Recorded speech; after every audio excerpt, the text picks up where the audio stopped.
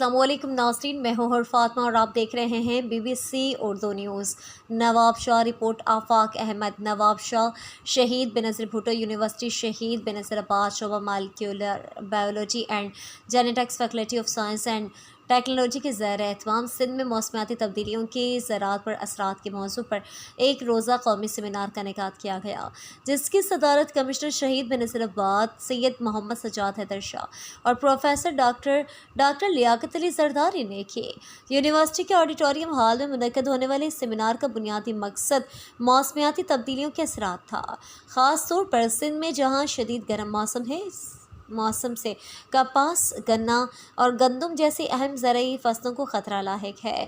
مشترکہ تحقیق کا مقصد فصلوں کی بیماریوں کا مقابلہ کرنا اور شہید بینظیر آباد میں زراعت کی لچک کو بہتر بنانا ہے۔ ان خیالات کا اظہار شہید بینظیر آباد کے کمشنر سید محمد سجاد حیدر شاہ، professor doctor Liaquat Ali Zardari, doctor وزیر علی مطلوع، ڈاکٹر لال بخش پمرو، زرعی ماہر محمد رمضان چننا، ڈاکٹر گل امیر سنبل، ثابت علی بلوچ اور دیگر نے کیا۔